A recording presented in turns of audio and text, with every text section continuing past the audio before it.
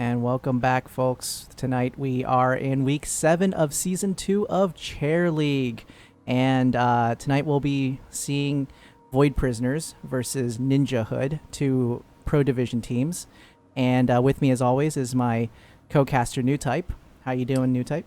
I'm doing great. Welcome everybody. Welcome back from your Overwatch shenanigans. It's good to be here. It's good to be back. It's good to be casting a little bit of Chair League. Uh, yeah, it's a rough week for heroes. What can I say? I think this is gonna be one of those weeks where everybody's practice is gonna dip just a little bit as they play around with that. I mean, the strats are portable, right? The strats. Oh yeah, no. This is one of those. I mean, this is one of those games where you can take those skill sets, you can take those those learned skills, and just move it from one to the other. Oh, remember when we had that beta weekend and then we came back to Heroes? Oh, Yeah, that was horrible. Oh, I jeez. remember the first time I walked into somebody and tried left clicking on them. It wasn't pretty. It wasn't Diablo 3 and it wasn't Overwatch. It was Heroes Yeah, of the Storm. So I absolutely. died. But no, this is going to be a fun one. We got two very different teams on the fight card here tonight. We have Void Prisoners and we have NinjaHood. Void Prisoners is going to be our home team here tonight. So they will have the first pick of the first ban, whereas NinjaHood will have the first choice of map. Hmm. Now, as I was saying, these two teams could not be any more different. NinjaHood, one of our, long-standing, consistent Chair League teams. They've been around for almost as long as Chair League has been around. They've amassed a huge match history going all the way back to January of this year. And if I'm not mistaken, they were also a part of the Chair League sort of playoffs that occurred at the conclusion of season 1. I think they made it to the semifinals, if I'm not mistaken here. So a very, seasoned, old school sort of team. Their current record in this season is 3-3, and they're up against sort of the new kids on the block. Void Prisoners came in this season, season 2, and very, very quickly established their presence on the rankings, coming in, going through 2 matches in the Placement League, getting promoted to Division 1, crushing that Division 1 match, and being promoted subsequently into the Pro Division, where they have done nothing but excel. 3-0, perfect record so far, and we're going to see if that they can maintain that here tonight and extend their streak. 6-0 since Hmm. April. Nuts. So it should be an exciting night. First map has been decided. It's going to be Dragonshire. So Mm. that should be an exciting match off. Dragonshire, always a great map to show off individual and to basically the ability to lane against one or two people. Yeah, It's it's a tale of two rotations on mhm. Dragonshire. You've got the solo laners, typically, who are up at top, sort of, that's where you have your strongest player and usually your strongest laner having to butt heads with another strong laner for contention over that top shrine.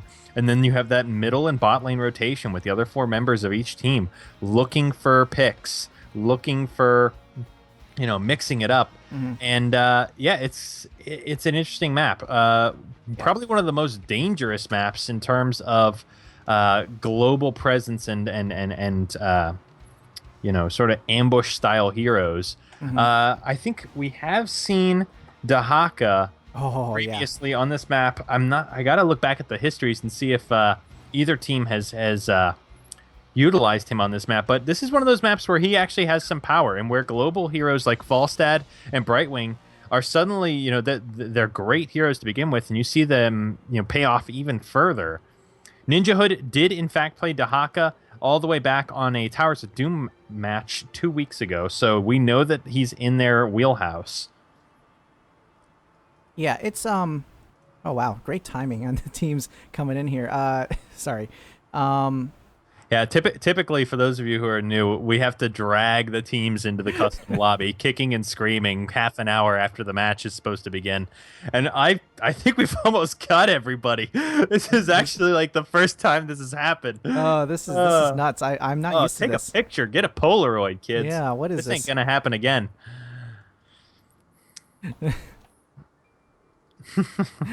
So yeah, Sorry. yeah, like let's talk about these two teams some more here. Void Prisoners, very specific style of play, at least throughout the last 2 weeks. We've seen them really latch on to dual supports, picking Tyrande and Tassadar, Rhaegar and Tyrande, picking Tassadar and Brightwing, being able to mix it up between the various viable supports right now. But they really seem to have favored that specific pairing of Tassadar and Tyrande on a number of their maps in the last 2 weeks here. Yeah. I think we're going to see that here with this particular map.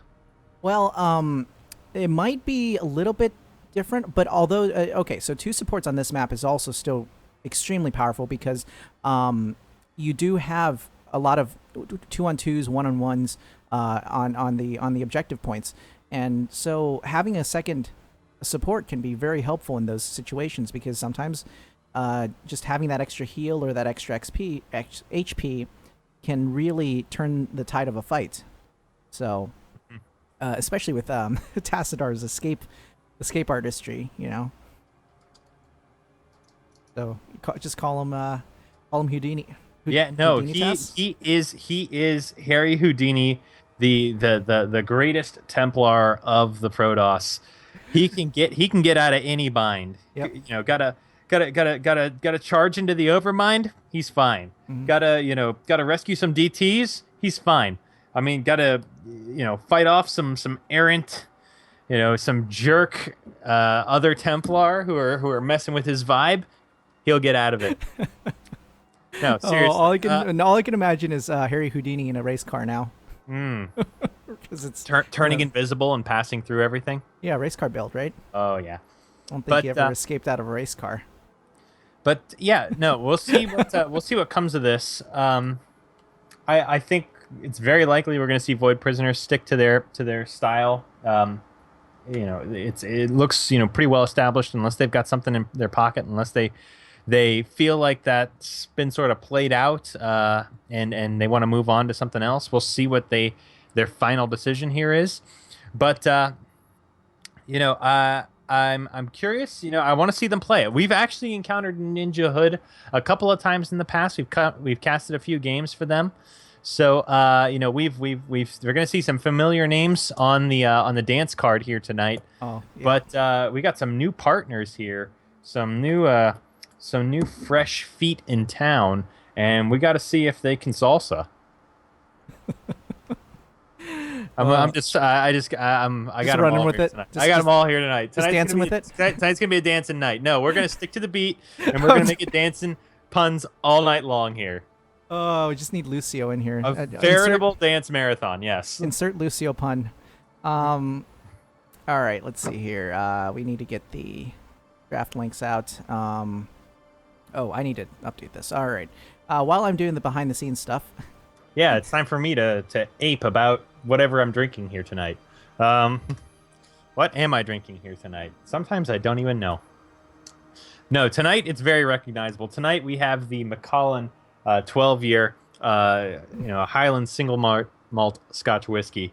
I actually really like this. They mature it in sherry casks, and it's really, really sweeter than most of the scotches that I typically drink. I like the Isla styles, like the Lafroig and the Ardbeg. So this is a nice little break. This is a nice little change of pace, and it's a special drink for a special evening with some Pro Division Chair League. It's going to be good stuff. Just in terms of the Heroes world at large, we're seeing some really funny numbers on hot slogs from some unexpected heroes. We're seeing the rise of Chen and Rexar after that clinic that was put on oh God, who was it? Cloud9. Yeah, Cloud9. Yeah. After that clinic that was put on by Cloud9, Rexar's been getting some more popularity. I'm seeing people pick them. I mean, when you I'm go seeing some people- 100% win rate in 3 games, right? Yeah, clearly, that wasn't just individual effort or just an awesome No, player. I Clearly, mean- Rexar's overpowered. Clearly, no. I mean, that's what everyone that I queue with in Hero League seems to think. Oh, jeez. Yeah, I can't wait. Watching them crash and burn as soon as the game starts is always entertaining. Rip my Hero League rank. But we're getting the draft started. Void Prisoners has indicated that they're ready. We're waiting for NinjaHood, and then we can get this show on the road here. Yeah. I'll go ahead and transition us over to the overlay here. Let's call them right here. What are we thinking? Who's gonna get banned? Who's gonna run through? Illidan's hunt First is round. extremely dangerous here. So I do like Illidan on this map. I think, especially given Void Prisoner's style of going with Tassadar frequently, wouldn't be surprised to see Illidan in their lineup. I was They gonna do say banned also- out. Banned out. Oh, I mean, yeah, I don't know. I still think Kael'thas is irritating enough and he's got sustaining methods with his D build and things like that to help really maintain in those long like some of those shrine fights. They just never seem to end. Yeah, and, well, you're not always going to have the support there. You're not always going to have your big DPS there, and maybe they're at top lane securing that shrine. So yeah, I guess. I think Kael'thas is probably going to be on the chopping block. I'd be surprised to see him get out of the first round. Now, some of the other characters that used to be first picks, and here we go. NinjaHood says yes, we're ready to go. Some of the characters that used to be first picks, like Falstad, he used to be like first ban material on this stage. You think we're going to see him banned out first round here? he's still pretty good, especially for that Mighty Gust. I think he'll be picked rather than banned. Okay. Especially since the extra range is still viable, sort of. It's really nice to be able to lane against mages in that way, or not even lane but address mages. So there goes Kael'thas. Toodaloo. We will see you probably never, probably not in the next game, probably not in the third game, and probably not when I queue Hero League again tonight. So no Overwatch. You're cheering. Goodbye. Overwatch. Yeah, goodbye. Yeah, goodbye, Kael'thas. It was nice knowing you. NinjaHood. Are we gonna see the Tracer ban? Are we gonna see a Li Ming ban? We see the Tyrande ban. They know who they're playing against. They know who they're playing against. They banned Tyrande, disrupting sort of the premier dual support where you have Tyrande as sort of a DPS off support, and then you have another sort of mainline support handle the heavy lifting. So really throwing Void Prisoners off of their established game plan. But I would be surprised if this really deters them. You don't go 6-0 in a 2-month period without having some extra strategies in your back pocket. We see Void Prisoners go with Thrall, a classic pick on this map. I wouldn't be surprised if Zagara is counterpicked to help deal with him. But Thrall probably going to be the main top laner. It's such a solid solo laner, so much sustain. If Thrall has mana, he basically will not die unless you absolutely dump all the damage on him. If he can get spells off, if he can get anything, he'll be fine, and he will be able to stay in that lane. Li Ming is picked up by NinjaHood. I mean, not a surprise. Li Ming is Li Ming. She's been first pick material since she first came out. And there's Falstad, picked up by NinjaHood. Synth calling it. And yeah. I'm thinking Sonya on Void Prisoners. Sonya and Thrall are great together. I guess my only concern is they've already got a really good sort of melee DPS, and they might want to differentiate and pick up some longer range DPS before going into the ban phase. The thing about Li Ming and Falstad is they are okay. Well, Muradin also serves that. I was going to say the leap into the back line is extremely dangerous for them. They both have escapes. They both have hard escapes. But I'd like to see them ban Tassadar here. Oh, that would just really throw them off here. They already picked Brightwing, so they've played Brightwing Tassadar. Okay. They did play Brightwing Tassadar last week. So, am I right here, or am I just making things up? I know they did Brightwing in a dual support composition. Time for some new type predictions here. That would be interesting. I mean, just they did. Okay. They played Tassadar Brightwing.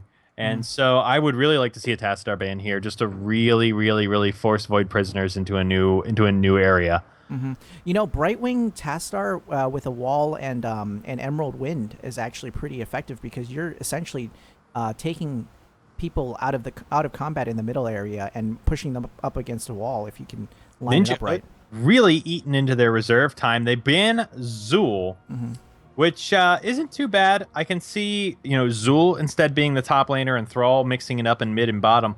I would have loved to see the dual support ban though. Unless NinjaHood is hoping to pick up Tassadar. If they're looking to, dare I say it, ninja Tassadar out from underneath Void Prisoners, I think they missed an opportunity here.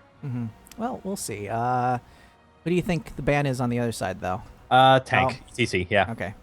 Yeah, that's... I was going to say, getting rid of a tank that can really, really frustrate you. With Thrall and Muradin on the front lines, there's a possibility that both of them are caught up in a mosh pit. Now Brightwing is there for the polymorph, but I can understand the ETC ban here. Yeah. Johanna is picked up by NinjaHood. They still have yet to pick their support. I would like to see them pick it here so they have some flexibility. They instead go with Sonya. Okay, this is fine. They have a nice solid. They have all sorts of what they need. They have big burst damage from Li Ming. They've got a solid range sustained damage from Falstad, and they've got a close range bruiser to support Johanna.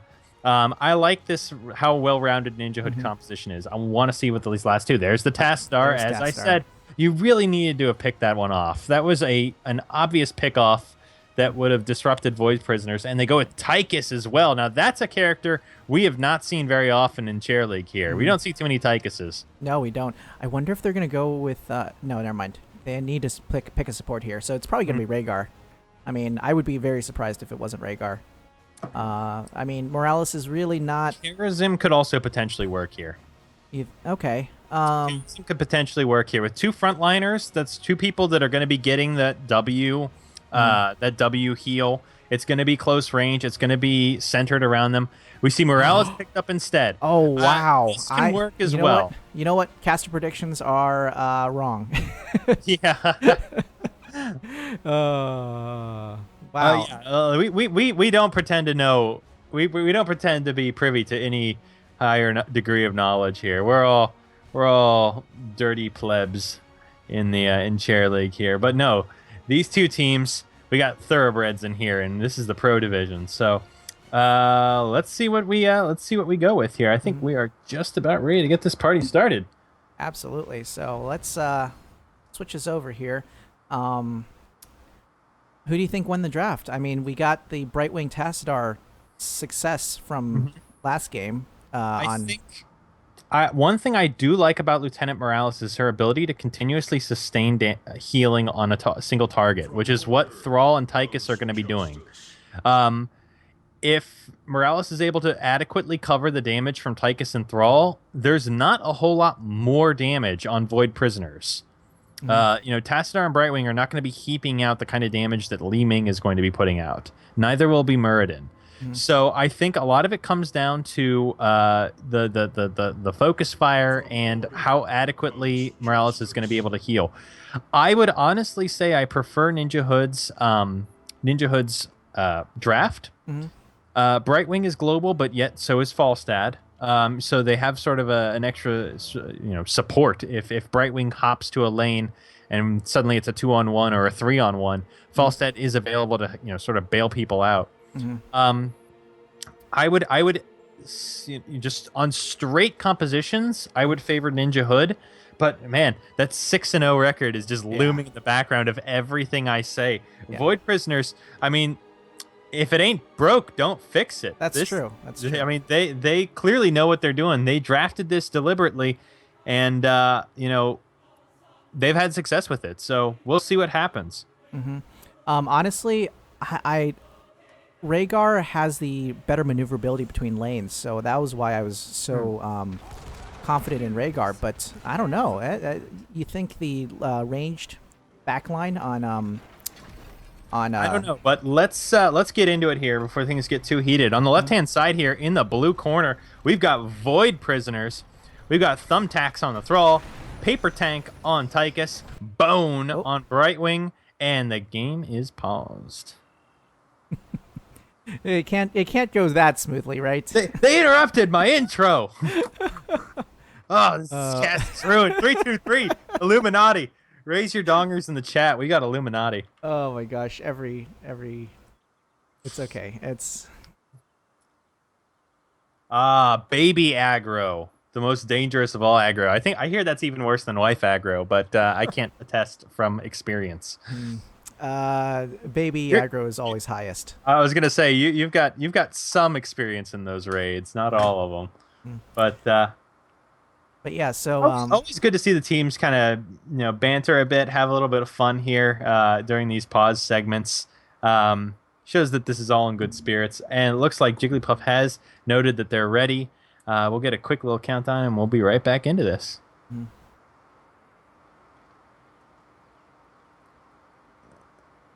Oh yeah, there was no. Yep, there we go. Okay, confirming that they're ready. So where were we? Bone on the Brightwing. We got Tacos Fuegos on the Tassadar. I love that name. And Jigglypuff X on the Muradin. On the right-hand side, in the red corner, we got NinjaHood. We've got PLK36 on Lieutenant Morales, Freakazoid on Johanna, Minky Dog on Li Ming, Defoeman on Sonya, and Nathanatos on Falstad. So off to the good old song and dance of the mid lane here. Big old scrap in mid. Both teams looking to get just a little bit of early damage, a little bit of early pressure, see if they can pick a kill off, and then transition that into the other lanes. Tassadar down at bottom. Tacos Fuegos is going to get a quick little XP lead by killing this wave, while the rest of the teams really go at it in middle. Lots of damage heaped in on Jigglypuff. He's going to have to back up and tap. Thumbtacks as well, healing up, taking a big hit from that Li Ming, and really brought low. Yeah, absolutely. That was a lot of damage all at once there. Sonya really just trying to poke a little bit at Tassadar at the bottom there, and looks like Falstad will be going up to deal with the Tychus. And just letting it be. No need to really expose yourself here until it's absolutely necessary. I'm interested in the decision to send Tychus up top with very little self-sustain measures. And we're seeing Defoeman in position here, looking for a little bit of shenanigans. Gets a nice little pop on, hits that Tychus, and Tychus is running out for a bit here. Both teams jockeying around for a bit. Take a quick peek at the talents. We're seeing Rollin' Thunder from the Thrall, and we're seeing Shrug It Off. I like this from the Tychus. If he's going to be soloing that lane at top, getting some extra survivability is going to pay dividends in the long game here. No pick from the Tassadar yet. Still holding off on that one. Reverberation from Muradin, solid stuff, and we see Void Prisoners with the taking control of the two shrines initially here. Jigglypuff posturing for the Dragon Knight, but Freakazoid's in position to deny. Not going to be getting that one anytime soon, as we're seeing big pressure at top. Nathanatos and Defoeman managed to push out Bone and interrupt that, and the tide is turning. It looks like NinjaHood in position now to cap both these shrines. Yeah, and both a complete reversal. Now Jigglypuff is in position to deny Freakazoid, and this is just going to stall this out a little bit further here. Yep, so it's going to be a little bit of a dance. First dragon not really that powerful, especially this early on, since the dragons do scale with time. So it's more important to try to get a pick off on a team member at this point, and just try to keep your rotation solid. Don't lose out on the XP, which, speaking of which, are extremely similar. Yeah, real close calls on this. Both teams just recently hitting level 4. We're seeing a Q build from the Thrall. Ride the Lightning's picked up. Nothing super unusual at the moment. We did see Static Shield picked up by the Falstad and Gathering Storm. So going for the Q or sort of mage style build, very interesting. Triumvirate is picked up by Li Ming as well, so long range double W style build. Yeah, Tassadar is actually getting really low and having to back out here, and that's a bad time for him because they're looking to pick up the middle shrine at this point. Yeah, they have access to the Dragon Knight. But Paper Tank is going down, and 57 HP left before he had to he was out of range there. Yeah, and right now, slight favor to NinjaHood. They've got a lot of damage coming in through middle. They're going to cap both the shrines, and if they can force Void Prisoners out from middle here, they've got access to the Dragon Knight. Thanatos, I feel like he could make a play for it here with Freakazoid, but too late. Tacos Fuegos is in position, and instead it looks like it's going to be Freakazoid who is taken down. There's the first blood at level 6, and Johanna is brought down underneath the withering fire of Thumbtacks, Jigglypuff, and Tacos Fuegos. Yep, just a lot of intense pressure here going on both ends, just cycling back and forth. A great play from both teams so far.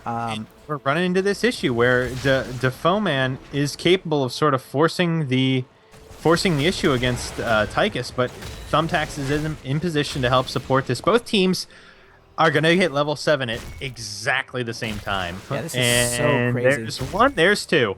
Yep, that's the mark of an evenly matched team right there. They're just so keyed in on getting that lane soak. Look at how close they're maintaining to these lanes. The Foeman, Freakazoid at the bottom. You've got Minky Dog. You've got all of them staying right on target with their minion soak. I think that's Monkey Dog. Monkey Dog? I don't know. Oh, it is Monkey Dog. Oh my God. It's okay. I missed Sonya going down at top here, and Sonya going down very low. I was gonna say a really close trade there. Couple auto attacks hit, couple abilities miss, and that encounter at top could swing in an entirely different direction. Yep. So they're still cycling back and forth between the objectives here, and they're doing a great job at it, just getting the little damage out, and making this game a measure of inches, not miles. Yeah. Props to Monkey Dog for pretty much single-handedly holding this bottom shrine here against Bone. We are seeing Thumbtacks cycle into position to deal with this and finally push them out, but I feel like sort of the not the damage was done, but the space was created. They gave PLK enough time to get to top and cap that top shrine, which Paper Tank is retaking as I speak. Void Prisoners in position to grab the Dragon Knight, and with Brightwing zoning in, we're going to see a scrap here as Tacos Fuegos barely interrupted in time. Freakazoid grabbing everybody, and we continue this constant dance here. Now, Nathanos does grab Tychus at top. Yeah, that's a big pick off there for them. That's going to be a lot of soak that's denied to him now that these death timers are starting to really get out of control. Yeah, this is one of the hardest maps to to observe because of so much action on all 3 points. It really is. Yeah. It's not like Towers of Doom where suddenly you just got to snap to one location. It is just a Royal Rumble all over the board here, and we see Tacos Fuegos barely. Oh, he does not make it out. The clairvoyance, the prescience, the dimensional warp does not actually save him in time. And four of five are coming into mid here to make it a 4-on-2. Actually, this is really dangerous for Void Prisoners. They got to get out of there. And just barely saved by Thumbtack saving the day, but he is really hurt. And with the advent of level 10s from both teams, it looks like Monkey Dog is going to be able to force him out. But very, very little mana on Monkey Dog there. Yeah. If Thumbtacks decides to go back in, if he can get some HP, he can probably seal the deal here. Yeah, this is actually kind of dangerous for NinjaHood here. They have one going back. They're down 2 alts. And speaking of which ult did Johanna take? She took Blessed Shield. Okay. And, we're seeing very sort of par the course standard ultimates from all members. We did see the Odin taken by Tychus, Sundering, Blink Heal, Force Wall, and an Avatar coming in from Void Prisoners. For NinjaHood, we're seeing Stim Drone, Blessed Shield, Disintegrate, Wrath of the Berserker, and Mighty Gust. So, yeah, sort of bread and butter, all heroic abilities taken at level 10. And a smart move from NinjaHood here. And Brightwing catches it! Brightwing does get the first Dragon Knight, sneaking in on the back there while Jigglypuff interdicts. And there's going to be the Dragon Knight right now, and doing a lot of damage on it, actually. Pretty much able to... Getting a couple more licks in are the towers here before the minion wave comes in to interrupt. Freakazoid and Defoeman going ham on Paper Tank, eking out with 300 and change. And is it worth it? We're not really sure at this point, but I mean, Tacos Fuegos is sort of staying down at bottom. But the Nathanatos trying to take care of the Dragon Knight right now, and doing a lot of damage on it, actually. Pretty much able to getting a couple more licks in are the towers here before the minion wave comes in to interrupt. Freakazoid and Defoeman going ham on Paper Tank, eking out with 300 and change in terms of hit points. And it looks like Bone is going to lose the Dragonite shortly, but they're Brightwing. Are they going to be able to get out? Oh, that's going to be dangerous. It's a 3-on-1. That is, that's not, yeah. It for Brightwing. She's gone. No escape there. But we do see Jigglypuff and Thumbtacks pushing through the middle here, grabbing a tower. Thumbtacks taking huge amounts of damage from Li Ming. Monkey Dog back in position here, looking to clean things up. Falstad leaps right onto Thrall, and they're looking to pick somebody off here. A Mighty Gust does get Jigglypuff. Dwarf Toss is down. The cooldown is down. Jigglypuff does not have an out, but it is Lieutenant Morales who is instead brought down. And both teams really hurting here and are going to have to withdraw with the incoming Brightwing. That is a serious retreat now for NinjaHood. That is just too much HP that Brightwing's able to restore. So did Brightwing get Blink Heal then? Yes, they did. Okay. So, looking in at the middle here, pretty much an even trade on both sides. Although the Morales being lost does mean that NinjaHood cannot continue the engage. Interestingly enough, Spell Shield taken on the Thrall. Smart move there in terms of... I like this. Falstad took Gathering Storm and Boomerang. There's going to be a lot of potential ability damage going on. That I actually like the decision to go with Spell Shield from the Thrall. And top left, Mercamp just picked up here, and the top right going to be picked up shortly from Sonya. So great timing there. These teams are so evenly matched. Yeah. No, this is a scrap and a half. I love it. I mean, this one's going to go to the late game, and it's going to go to one of those, all or nothing level 20, post 20 fights. I can feel it already. This is exciting. You can see the XP pretty much dead even. The kills 4-3. Everyone still has 6 buildings left. Yeah. That buildings is trademarked by Synth Paradox. You're not allowed to call anything else. Yeah. TM buildings, but looks like a fight. Yeah, going down in bottom here. Monkey Dog kind of a little bit caught forward there. Takes a lot of damage from Jigglypuff. Thumbtacks is brought down though. Nathanius pushes them into their tower line there. Jigglypuff in a heap of trouble. Has to pop Avatar. Looking for the Dwarf Toss to get out when it's available. There it goes. And are they going to be able to pull off? They do. So Jigglypuff forced to burn Avatar to survive. And that's a nice little pick off there. Getting the Thrall, and they're going to press this advantage. Absolutely, yeah, this is where you press it. And really, the Falstad showing the value of that global presence at this point. I'm surprised that there's only 2. There's Brightwing and Falstad are the only 2 global presence heroes picked up here. And with that, NinjaHood grabs the first fort of the game. Yeah, but Sonya has to back up a little bit, and they might do a trade here at top. I don't know if they've got the damage. I don't know if they got the damage. No, it's 2 supports at top. They tickle the fountain, which is actually a big deal. With the fountain down at bottom, that gives NinjaHood a slight advantage as they still have their fountain. The bottom shrine fights are going to go in favor of NinjaHood for as long as that shrine is available. Freakazoid has got to get into position. Okay, there we go. They do cap the top shrine to help prevent that. Yeah, so a lot of harassment going on at top. All 5 are at top. Danger in mid. Tacos Fuegos looking to grab it, and he does. Freakazoid not in position to interrupt, and Tassadar is going to go to town on that middle lane there. Yeah, they decided to try to gank the top 3 with a 5-person team there, but I don't know if that was worth it. Had they taken down a person, maybe, but they were unable to. Tacos Fuegos is taking a lot of damage, actually, heaps of damage, and does not even get that middle fort. This Dragon Knight may be a little bit wasted. Not a whole lot of damage it was able to actually secure. Yeah, it's going to be Tassadar coming out of that, though, so probably not going to be able to catch Tassadar. I don't think he's going to die, but, I mean, you want to get some more damage out of that Dragon Knight. Avatar's popped by Jigglypuff. They want to get aggressive here. Brightwing obliterated by Li Ming. Sundering does go out, but no follow-up. Does catch Nathanatos, but he's still okay. Lots of damage going out. The Monkey Dog hurling those orbs in. especially with that orb talent with Triumvirate. Oh! Gust incoming! There it goes! They gust into the force wall, actually working against Tacos Fuegos as they have to retreat back into the cannon line. And this is disastrous for Void Prison. They're taking heaps of damage from Defoeman, from Nathanatos, and Thumbtacks may not survive here. Oh, barely getting survived. out. Wow. Thumbtacks doing his best impression of a Olympic sprinter, making it out. Oh my God, Usain Bolt here.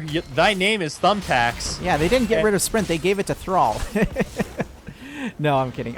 So that was an excellent play from both teams, but a great escape there, actually. The force wall, like, it was a double-edged sword. It made them walk around. It kind of closed off the most direct means of retreat, but at the same time, it also blocked off Nathanatos from getting really close and putting a lot of that damage in.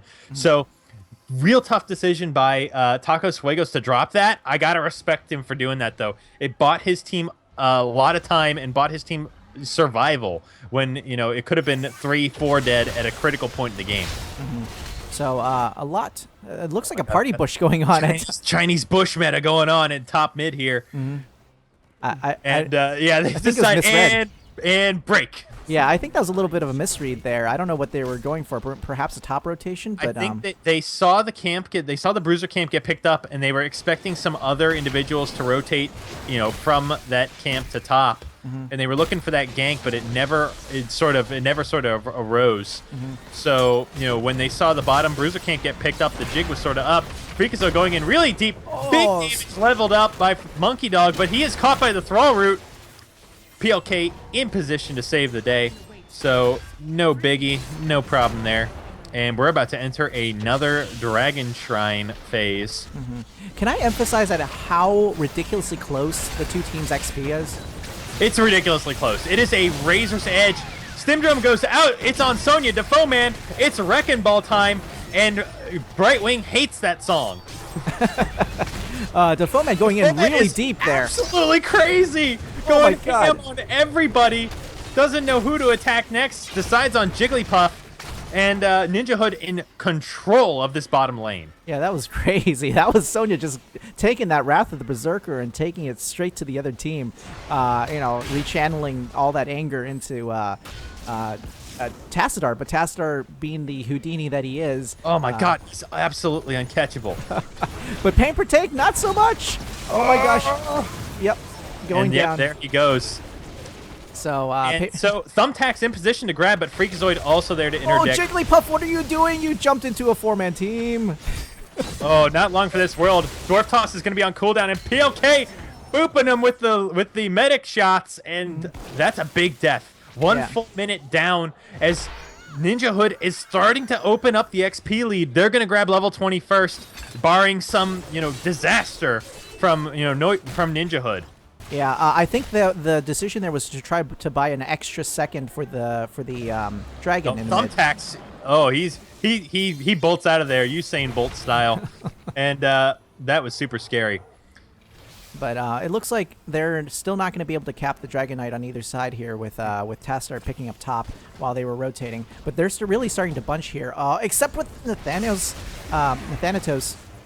jumping in to try to cap top, and looks like they're actually going to be able to... Oh my God, one sliver of health at bottom, or of red at bottom. Bone goes down. That's a big death. Brightwing's global presence will be missed as Freakazoid and Defoeman go to town on Thumbtacks.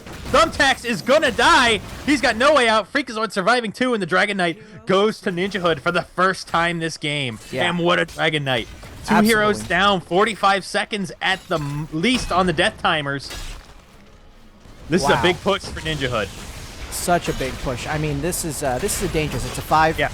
Level 20 talents are picked up. We're seeing Temporal Flux, Ignore Pain, Epic Mount, and Indestructible. Medic has not revealed their level 20 talent yet. Would be surprised to not see Caduceus Reactor.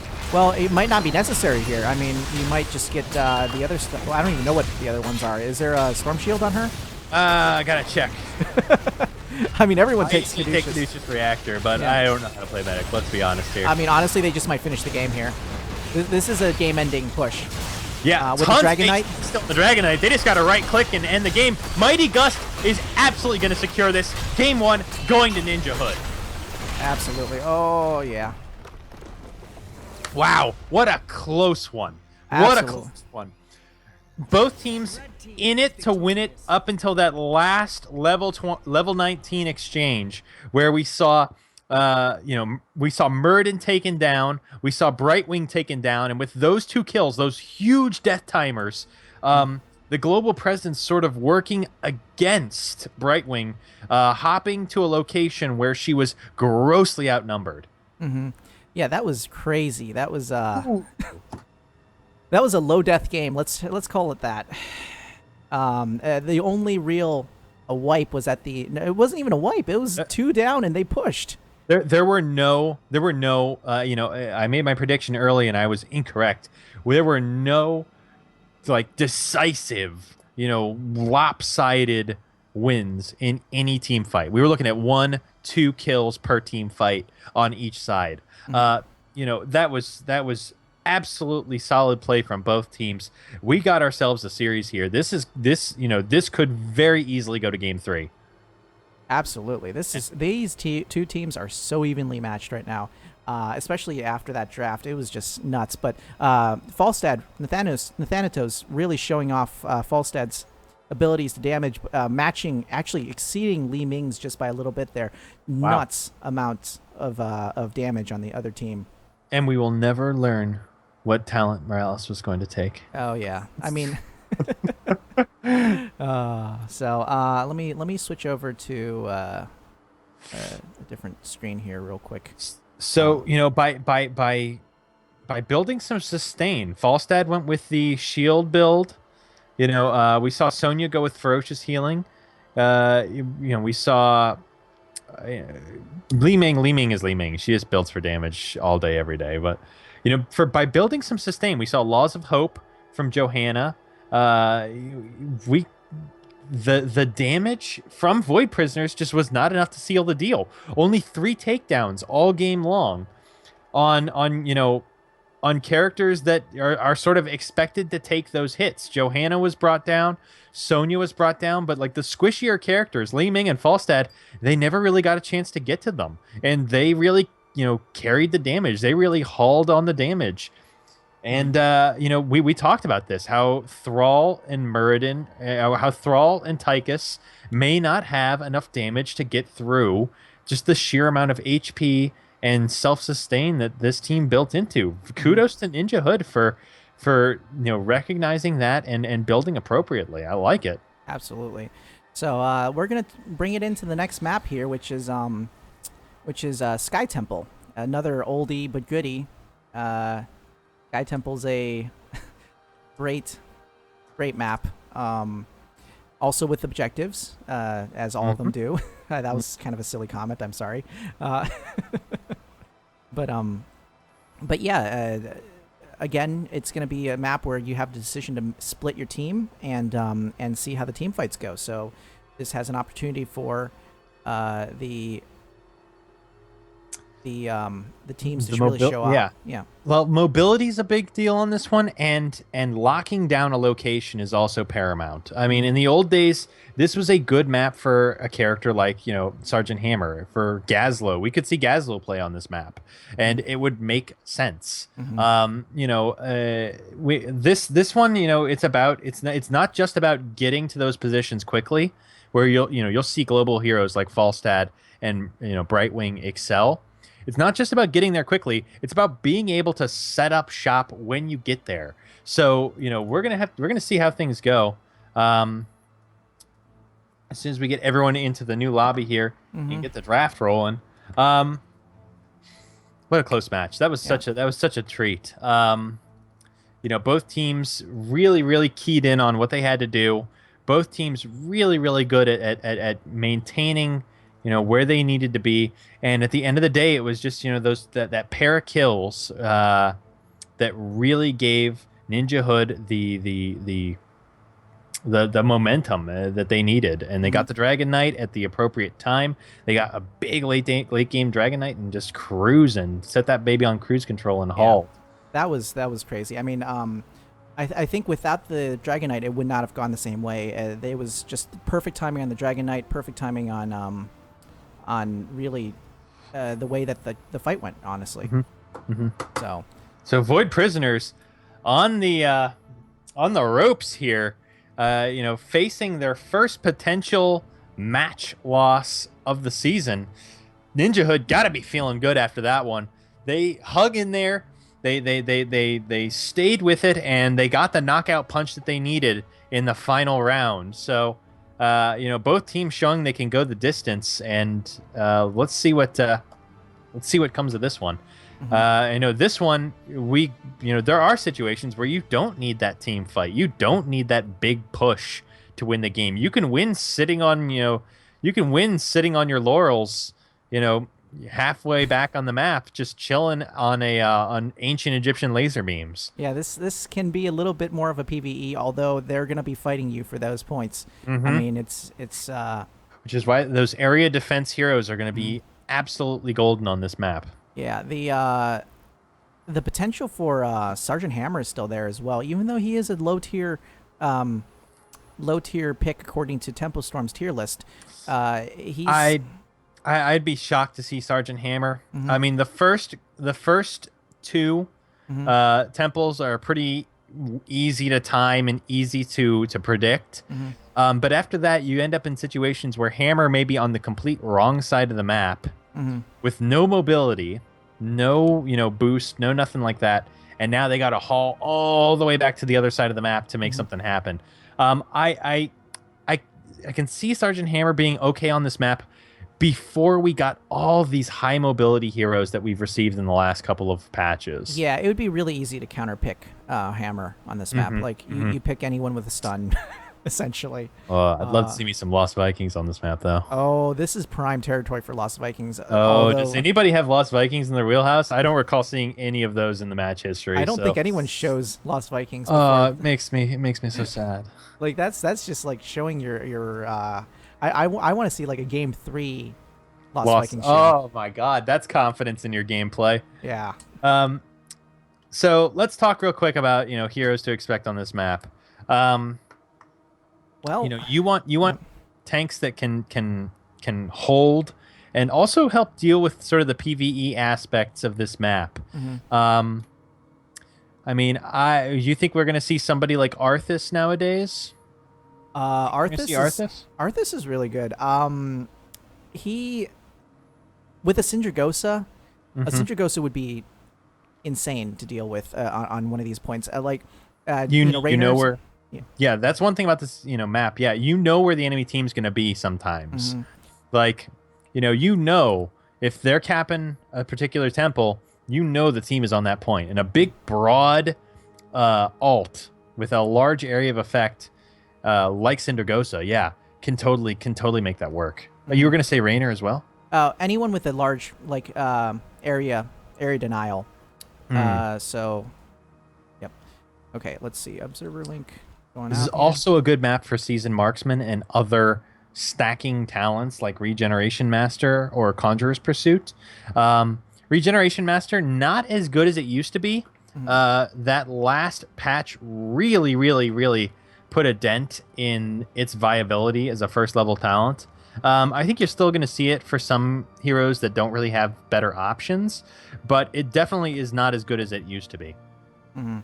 Yeah, Angry Circles are going to be the name of the game here. Kael'thas probably going to be addressed in some way. Absolutely. Oh, definitely. I'm curious if we could get some chair league statistics on just how frequently Kael'thas is banned in this league. I bet it's almost a 100% participation in chair league. Yeah, I mean, I wouldn't be surprised to see that. So captain's links have gone out. We'll be waiting for both teams to ready up here. So in this situation, the roles have sort of switched. NinjaHood is going to be our home team for this particular map, so they're going to have the first ban and the first pick. Whereas Void Prisoners, if I'm not mistaken, was able to select the map on this one. Is that correct, Synth? That is okay. Correct. So Void Prisoners, coming off of a loss, has the option to pick this map. They chose Sky Temple for a reason. They feel confident with Sky Temple because they have to. They have to get a win on this map if they want to stay in this match. Do you think we're going to see double support again from them, or do you think NinjaHood's going to be do you think they're going to wisen up and ban it?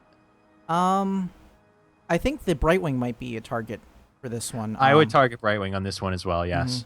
I mean, she's in the intro graphic for Pete's sake. Yeah, ban that would be a very interesting match where you can either play, or you either have to play or have to ban the like the illustration, like the splash background characters. I wonder what map would be the most like unbearable or the most broken one. Well, I know Battlefield of Eternity has Johanna on it. That would be difficult to play without a Johanna. Well, I mean, I know Shrines has Leoric. I remember release Leoric, like when Shrines just came out, would have been overpowered as hell on that map. Yeah. So NinjaHood does indicate that they're ready. We're waiting on Void Prisoners, and then we're going to get this party started. I'd like to see NinjaHood just straight up ban like Tassadar right out of the gate. Just respect ban. Just get it out of the way. They're going to probably pick them up. Tassadar did deny them that potential wipe at bottom when Nathanatos pushed Gusted the whole team in. Yeah, that was nuts. That was a great gust, and that's why Mighty Gust is such a strong ability, you know. And that puts the onus on Void Prisoners to ban Kael'thas. So I would love to see a Tassadar ban right here. Yeah, especially with the first pick, first ban. So we'll see how this goes. Do you think Illidan's going to be addressed this one? I'm very surprised to not have seen it last game. I don't know. I like Illidan on this one simply because he's got reasonable jungling ability, and he can do it at a reasonably low level, which means at the 4-minute 20-second mark, not only do you blaze it, but Illidan is also able to handle that mercenary camp, the bruiser camp, and get his team a little extra push in the top lane while the bottom temple is being contested. Both team NinjaHood is absolutely chewing into their time bank already. They're really considering this ban. They banned Tyrande. Okay, this is fine. Void Prisoners has shown that they really favor Tyrande and Tassadar. Question is, how quickly does Void Prisoners pick up Tassadar, if at all? Well, what if NinjaHood was going for Tassadar? I have no idea. I'd love to see them ninja. I'd love to see. I'm not gonna replay that joke. Okay. I'd love to see them pick Tassadar. They picked Falstad instead. Dude, Nathanatos was so effective on Falstad last game. Yeah. What a solid pick, and I love that they grabbed it early, preventing Void Prisoners from snatching that one out from under them. Absolutely. So what do you think? Probably a solo laner picked up first. Zagara, maybe. I didn't. I'm looking to see if Void Prisoners has played Zagara. I mean, and they seem to favor Thrall. They favor Thrall greatly. Really? In their games, in their 3 games last week against Squirrel Squad, they played Thrall in every single one of them, along with the dual support. Sunder's really good, especially paired with, anything. that stun, the split, the team split, all. It's phenomenal. Yeah, and this aspects. again, as we said, this is one of those situations where you know where the enemy team's going to be. Like if they're capping this point, if you throw a big ability into that circle, you're probably going to hit somebody. Yeah. We see Li Ming, speaking of big circles, we see Li Ming picked up and Muradin picked up by Void Prisoners. Yeah, they're going to take the Li Ming away from NinjaHood this time. Yeah, and I want to see how they react. If they want to grab a different, mage, if they feel like playing Jaina, or if they feel like the Falstad is sufficient. The burst damage clearly was pretty good. He topped Li Ming in the last game. Li Ming going full W build, going glass cannon, going as hard into damage as possible. Still beating her on that. Yeah, it's really impressive. Oh, so we see NinjaHood grabbing the Thrall. So that does leave wow. Void Prisoners without Thrall for the first game in at least 4 broadcasted matches. Wow. So yeah, that's going to be an interesting spot for them to fill. I'm curious what they will do and who they will pick. NinjaHood with their last potential pick here before the second ban phase. Do we see him grab a support now and banning support? I'd like to see that. What support would you see? Brightwing? I'd like them to grab Brightwing, and I'd like to see them ban Tassadar. I feel like Void Prisoners is going to grab Tassadar. I feel like it's just a given. Well, they're running into their time a little bit. They're really using up their reserve time. Holy yeah. cow. I wonder if it's deciding between a tank and a healer at this point. Well, less than 15 seconds. They're gonna have to make some quick decisions in the later stages of this draft. 6 seconds, 5 seconds. They go with Raynor. Okay. All right. Holy cow. We were saying earlier, Seasoned Marksman, a good map for Seasoned Marksman. And those angry circles. This one's an angry moving circle. Yeah. God, the worst kind of circle. Just won't leave you alone. Just keeps following you and shooting you in your butt with lasers. Mm-hmm. But we enter the second ban phase. Void Prisoners with a hefty reserve pool compared to the 6 seconds that NinjaHood has now. Tank still on the menu for NinjaHood, and support still on the menu for NinjaHood. I could see a ban of Johanna or ETC. I think ETC is a pretty good ban for this one. Mm-hmm. Muradin with the only stun at the moment, and Void Prisoners. I feel like just getting rid of ETC just frees you up to build with stuns less in mind. They ban a support. They ban Morales. The respect ban on PLK. Unbelievable. Yeah. And both teams running really low into their. They don't want to deal with the auto attacks. Yeah. Raynor, Thrall, and Falstad. The sky's the limit. You can take your pick of who gets the stim drone there. And we see Illidan banned by NinjaHood. We were talking about him earlier. Potential. They don't want to see it. They don't want to see it. They don't want to deal with it. We were talking about his jungling capacity. We were talking about his mobility. If Illidan goes with the hunt, very difficult to contend with on a map where you might be spread out. We see Void Prisoners go with Tychus again. Not a ton of HP for Tychus to burn through on NinjaHood's team. We're going to want to see how this Tychus gets played. I'm curious. And Lily, what a pick. I like this, actually, the blinds to contend with Thrall, to contend with Raynor, and deal with Falstad. And we might see a second support. We might see a second support from Void Prisoners. Could we see a DPS Lily? I would love to see a DPS. I killed him. I killed me. Yes, we may. I would love to see a blind heavy Lily with a water dragon to slow down the Thrall and give Li Ming time to burn him down along with Tychus. Brightwing is picked up by NinjaHood. So who's the tank? Who's the tank? Dahaka? Is it gonna be Johanna? No.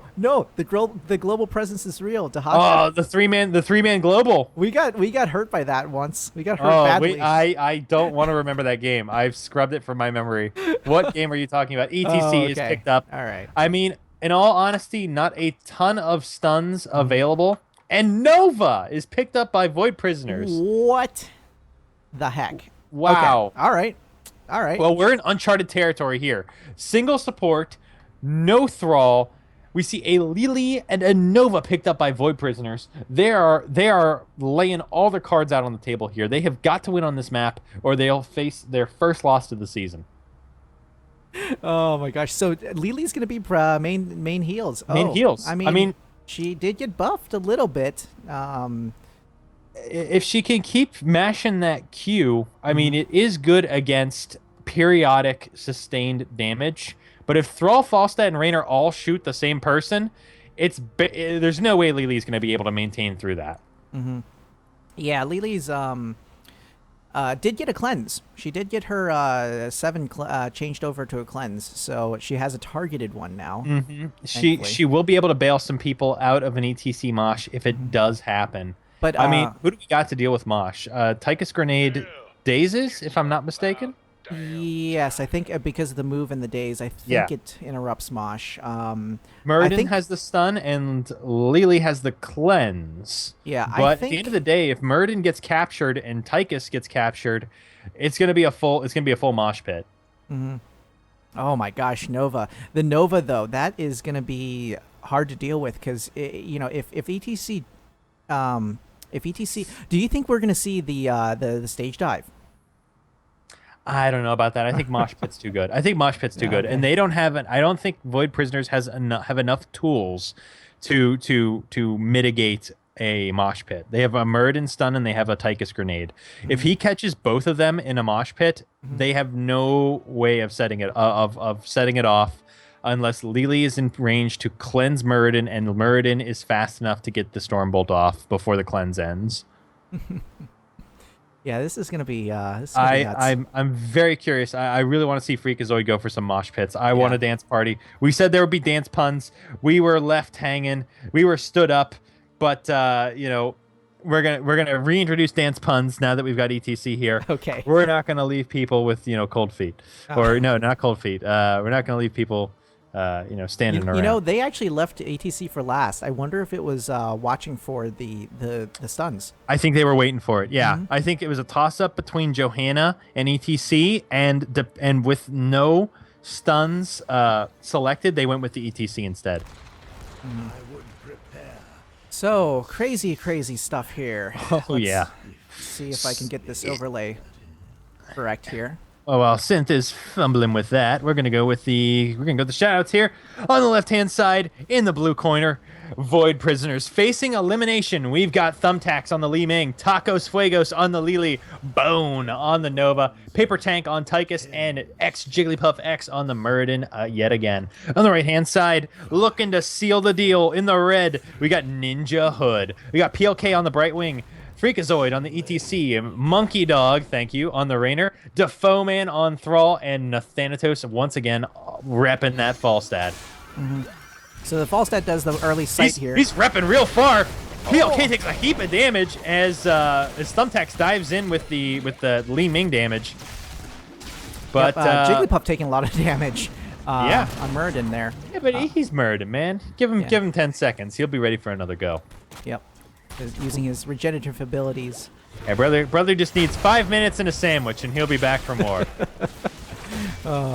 He definitely reps those that iron hard.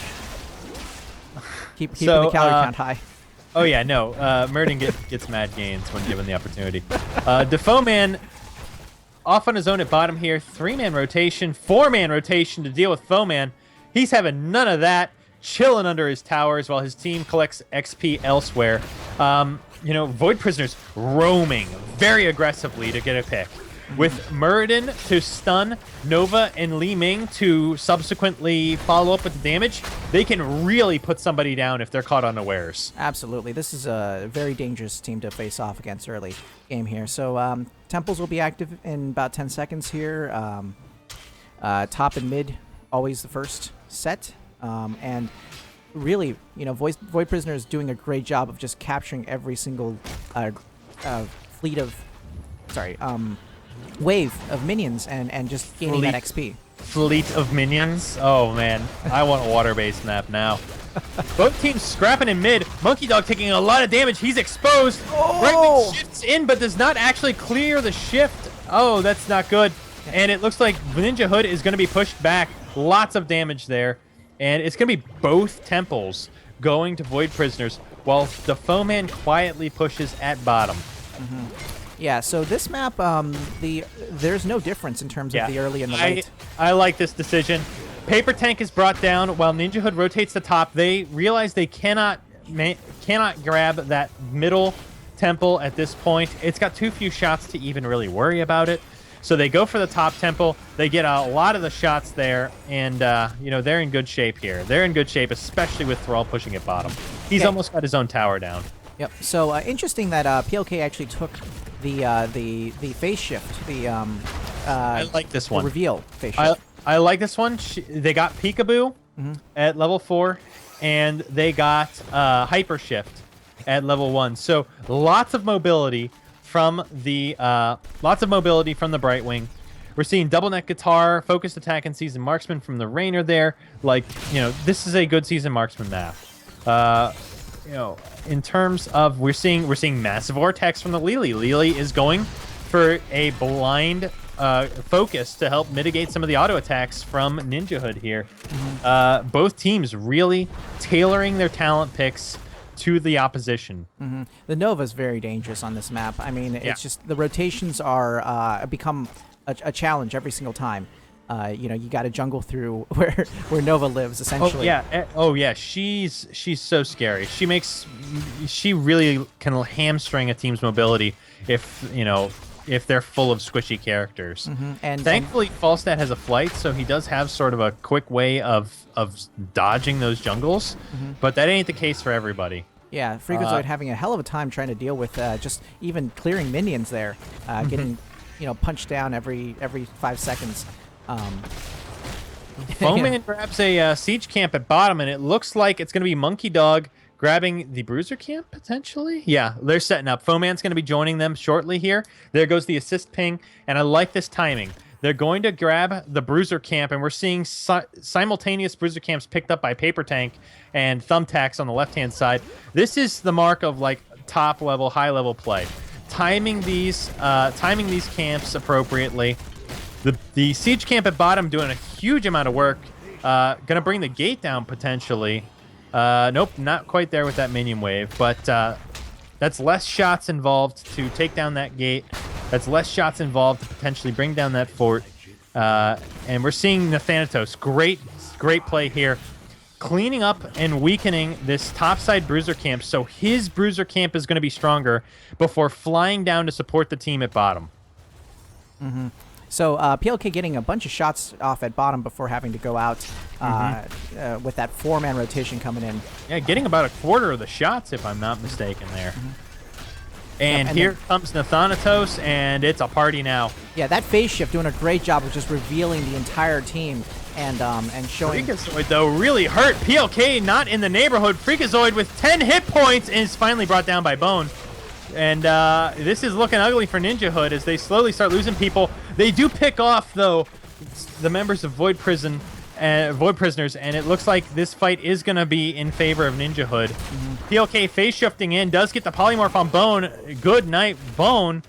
And is this fight going to be a sort of a pseudo wipe here? Oh, Thumbtacks! Oh. 70 hit points! 70 hit points! And they're going back in! Oh, what gusto! Yeah, that is really dangerous. But Nova is not on... Nova is on their team, so they don't have to worry about a Nova coming in and sniping off that last 5 HP. But the phase shift really doing a great job of just revealing the Nova and setting up for the rest of this. Yeah, I like this build for this situation for Brightwing. We're seeing Hyper Shift, Peekaboo, and Phase Shield. So they're going to be shields on teleport targets and a reveal on teleport targets. So very quick, very easy way of saving the day and keeping the Nova damage mitigated. Pings on the Nova. They know she's in the neighborhood. They're gonna try and deal with her. Level 10 and now subsequently level 11 picked up by NinjaHood. We're seeing Blink Heal, Mosh Pit, Hyperion, and Sundering. Void Prisoners just barely making it to level 10 in time. Oh my gosh. Goodbye Nova, though. Yeah, the Nova just getting picked off with that global presence, really, from Brightwing. Well, actually, that wasn't really. Well, Nathanatos is kind of caught a little far forward. He's going to have to bail out as Thumbtacks and Paper Tank look to pick him off. Not going to happen, though. Level 10 picked up by Void Prisoners. We're seeing Disintegrate, Jug of 1,000 Cups, Precision Strike, Draken Laser Drill, and Avatar. Yep. So Nathanatos is really doing a great job of keeping the top lane clear while all of this is happening. He's absolutely crushing it with the soak right now. Between Defoeman and Nathanatos, the soak has been absolutely stellar for NinjaHood, and that's why they're a full level ahead here. Yeah, look at that XP contribution from both Nathanatos and Defoeman there. Tacos Fuegos caught out. Defoeman giving chase. Lily is so fast, though. And Raynor is instead picked off. Everybody focusing on Lily, forgetting the rest of Void Prisoners standing around in middle, and they do pick Raynor off. So they're going to rotate down to cap bottom here. Tyke is finally leaving top to join the team. I think this is a great time for the team to sort of coalesce a little bit. Go on to points with a 5 stack. I like what Nova's doing here. Nova is not going to be contributing to the point capture. Nova is just scouting and making sure that NinjaHood does not roll down onto their team. Yeah, and they're actually doing an invade. No. Okay, oh, they're going for it. Level 13 is picked up by NinjaHood. I don't know if this is a good decision here. We got all 5 members of NinjaHood versus a healerless Void Prisoner here in mid. I mean, if they realize this, if they go after Void Prisoners, this could be disastrous. Freakazoid going for the mosh pit potentially. Nope. I think that was. Oh nope, and is just barely healed by PLK in time. Yeah, and barely healed by PLK, but still killed, I say. And I don't think that was too prudent. 3 members down for Void Prisoners, 30 seconds on their timers. Li Ming also killed. That's a 30-second timer. And, you know, NinjaHood's got to be thinking about boss right now. Throw pit? Yeah, there it is. There they go. Oh, See a movement ping. Monkey Dog in position. PLK in position. And there's the boss. It is Throw Pit Central. I mean, 13's on NinjaHood's side and not on Void Prisoner's side. We're seeing danger pings from Void Prisoners. I would assume that's them. They gotta be feeling the heat right now. They grab a Bruiser Camp. I love this decision. They know they're gonna have to focus bottom to deal with this boss, so they get a Bruiser Camp in position to push top for them before they rotate down to deal with the boss. This is a really, really good play, making the most out of this situation. Absolutely, yeah. This is gonna be they got to handle this boss right now because it's a push with the boss, and that's gonna be quite a dangerous position. PLK doing a great job of revealing Nova there. You know, keeping that sniping from coming in from the top there. Keeping it in check, still revealed. Bone cannot get a good flank. Defoeman is in position in the back here. Not your optimal snipe target. And I love that Nathanatos took the static shield yet again. This will give them a mosh more. Yeah, I was hit. Li Ming actually doing tons of damage on Freakazoid. Freakazoid does not survive. I had to check myself while I said that. And it's actually going to be a retreat potentially for NinjaHood. Just too much damage heaped on there during that mosh pit by Thumbtacks. Yep, but Hyperion just doing that that extra last little bit of damage. It does not cap the keep. Oh, they would have loved to cap that. And I think we can expect maybe if Void Prisoners pulls forward to a little too far, we might see Falstad fly down there, cap that keep, and then hearth back home. That was rough. Kills. Oh, a huge pickup for Void Prisoners. They absolutely needed this. NinjaHood at level 16. Big cooldowns on, or big death timers, pardon me. And that's going to give them a nice opening to grab this bottom temple. Yeah, great timing on that particular siege camp. Even the forward one, being able to just capitalize on that. And Paper Tank's going to... looks like a pause was requested here. Pause requested by PLK. Ooh, wow, that was intense. The escape, sort of going against or erasing a little bit of the lead from NinjaHood there. NinjaHood there. But them not getting that keep is actually a big deal. It's actually a big deal. If they get that keep, the bottom lane becomes a liability for a long time. They didn't get the keep, though, which means, you know, as far as the game at large is concerned, you know, that keep may as well have 50% hit points or you know, 80% hit points or 100% hit points. You know, right now, there's a lot going on. There's a lot going on the map. We're seeing, you know, red team capping the Bruiser camp on their side. We're seeing a pair of siege giants pushing at bottom. We're seeing all sorts of stuff going on, and it looks like, you know, Void Prisoners in a commanding position to grab some XP from this bottom temple. This is a close one. This is a close one, buddy.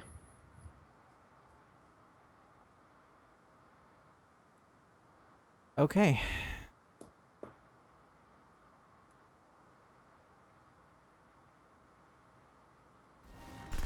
So back in the game here.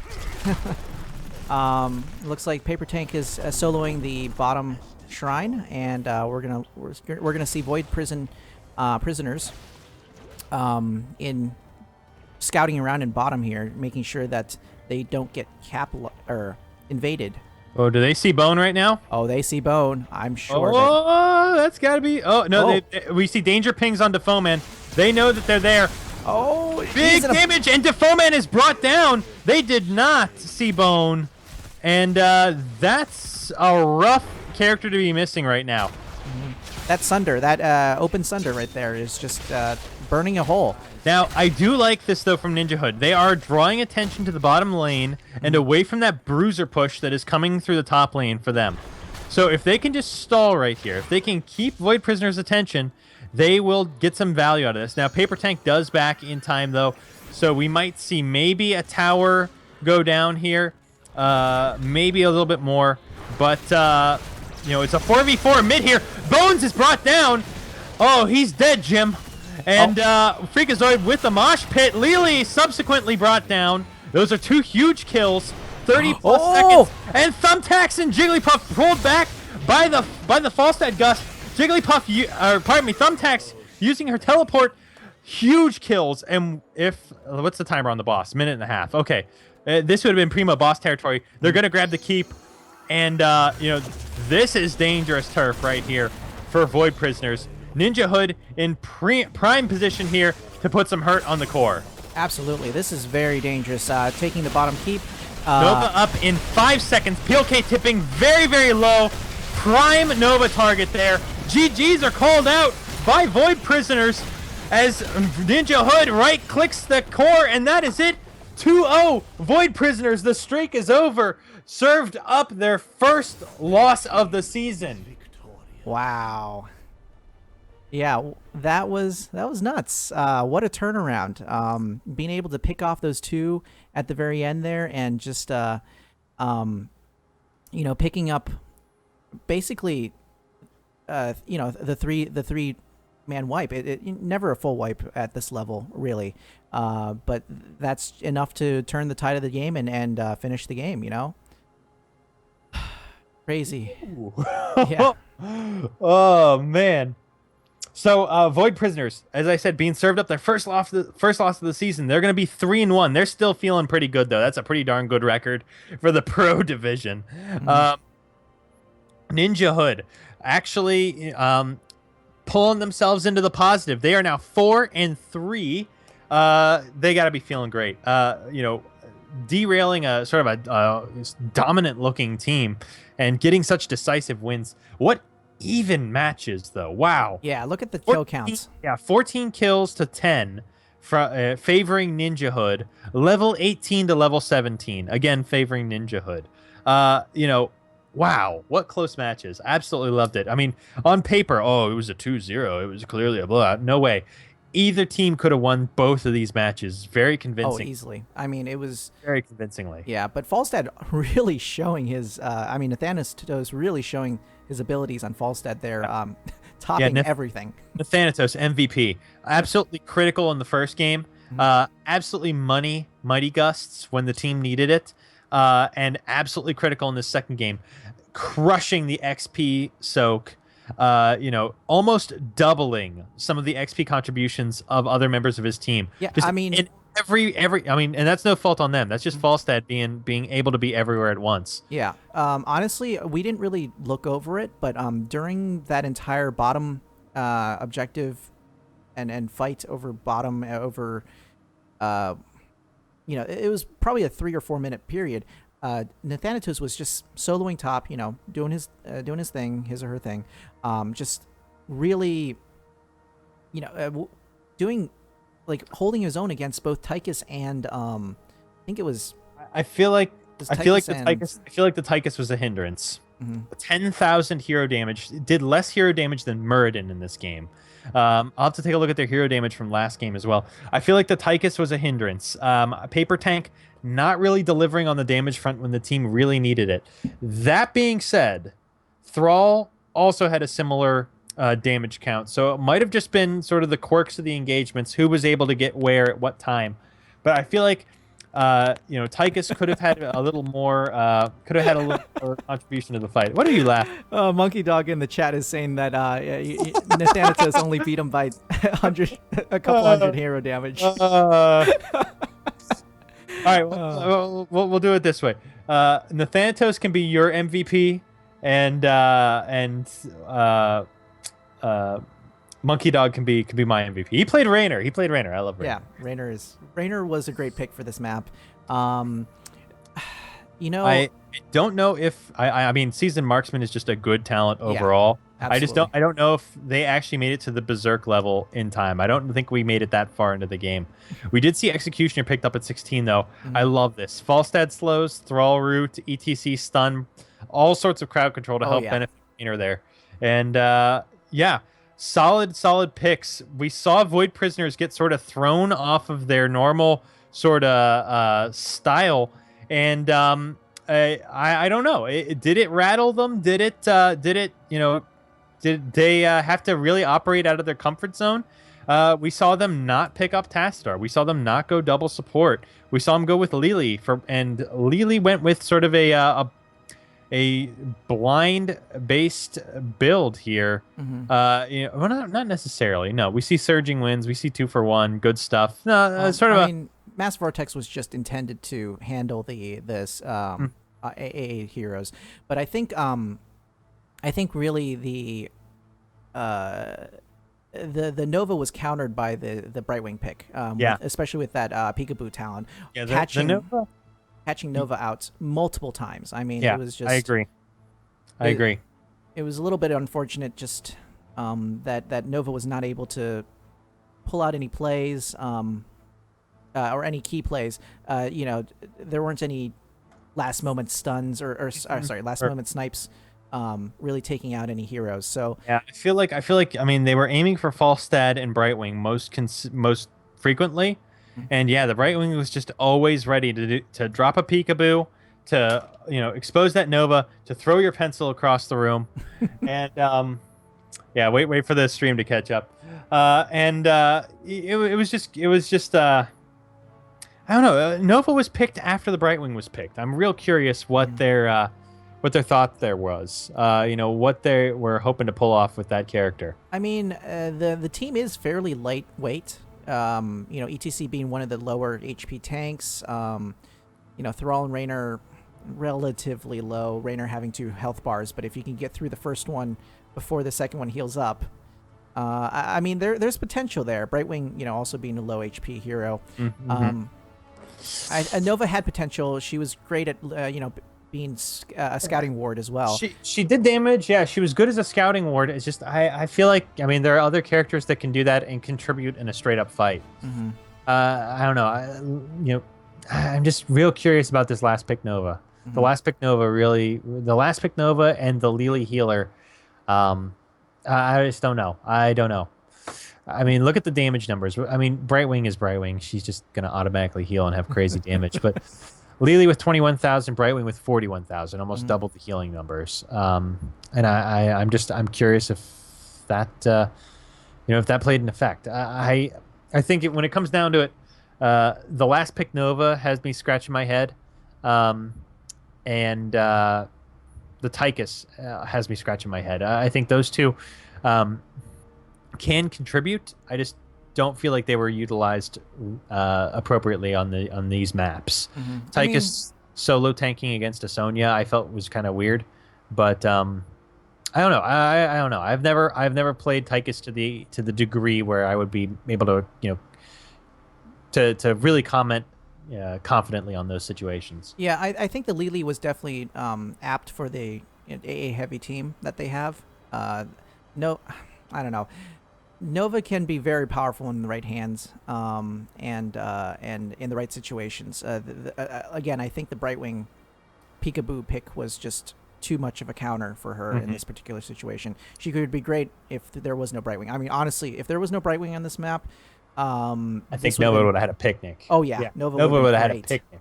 Falstad would have been absolutely miserable getting sniped left and right by Nova. Oh my god, I've played that so many times. I've seen it. It's not pretty to watch, buddy. No, it's not. So what are our takeaways here tonight? What are we stealing for our next Hero League match that we're gonna dismally fail at? Li Ming's still great.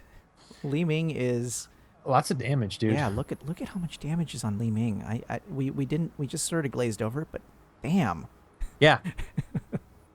So Li Ming still extremely powerful. Definitely, one of the star mages other than KT. Should be addressed more often, in my opinion. I think people tend to pick her because she's a little more out of mind, but than KT. Like, KT's scary. She's not scary, but she's still dangerous, and that's just enough for her to get picked. Mm-hmm. So, but yeah, I love the gumption from Void Prisoners. Trying to make it work. Yeah. And honestly, they almost did. It was. It was 10 very 14. close. Yeah, 10 it was to very 14. close. That could have gone any way. Yeah, we're not saying like either team was, bad. They're not. They're great. They're amazing teams. There are no bad teams in the Pro Division. Yeah. I mean, you can have off games. You can be totally on your A game. You can have a bad day. Mm-hmm. But at the end of the day, there are no bad teams in Pro Division. Yeah. And they would have wrecked our face any day. Yeah. I'm just not going to comment on that. That's my takeaway from this match. I don't want to play these guys.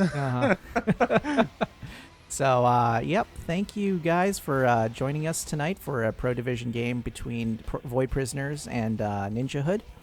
And we'll see you folks probably either tomorrow or Thursday, depending on when my next matchup, which is, I think, El Boyos versus Better Than Yesterday. Great team names, by the way. Play. So, please remember to follow and like or whatever, Follow. This ain't no YouTube channel. Yes, follow. Well, I mean, I do have the YouTube channel. This is going on YouTube, so please subscribe to my YouTube as well. If you want to see more of this. We're sinking to this level, buddy. All right. Well, if we go any lower, James Cameron's gonna have to bail us out. Dive. All right. Have a good night, everyone.